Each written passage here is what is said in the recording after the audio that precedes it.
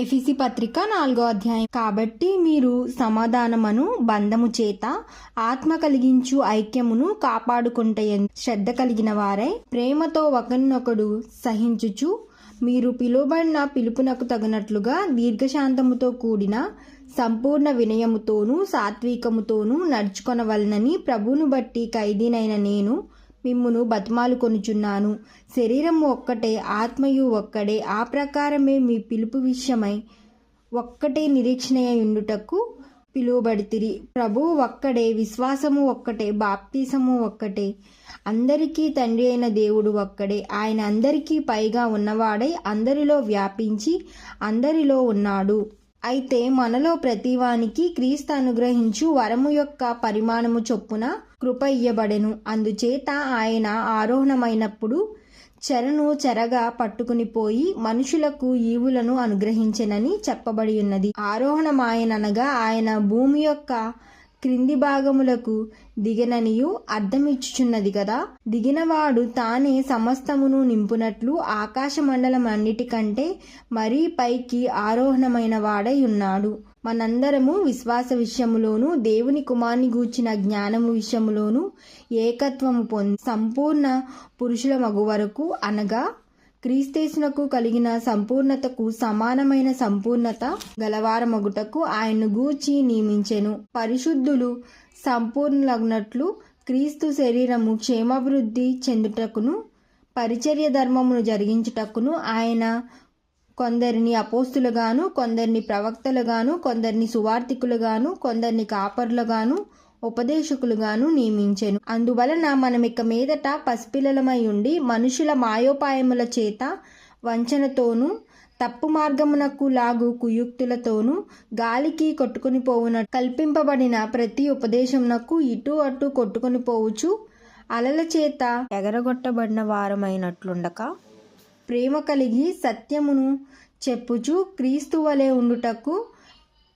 మనమన్ని విషయములలో ఎదుగుదుము.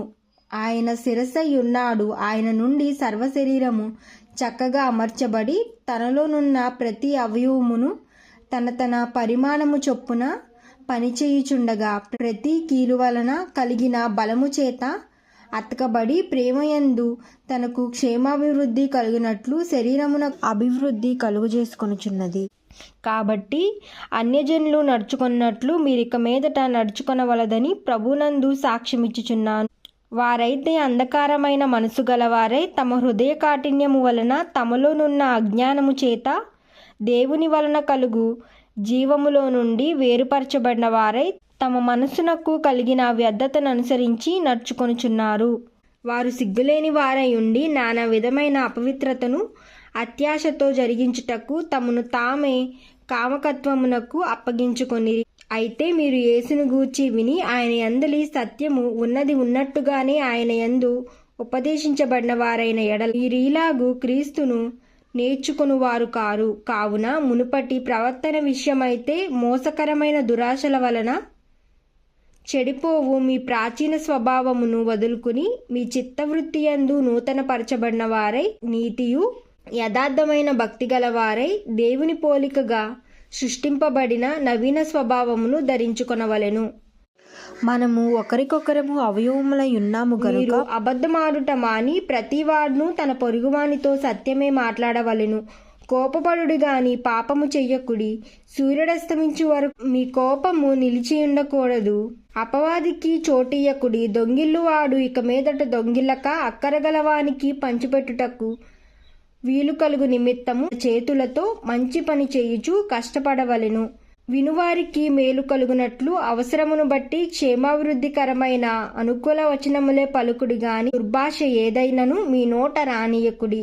దేవుని పరిశుద్ధాత్మను దుఃఖపరచుకుడి. విమోచన దినము వరకు ఆయన యందు మీరు ముద్రింపబడి ఉన్నారు. సమస్తమైన ద్వేషము, కోపము, క్రోధము, అల్లరి, దూషణ, సకలమైన దుష్టత్వము మీరు విసర్జించుడి.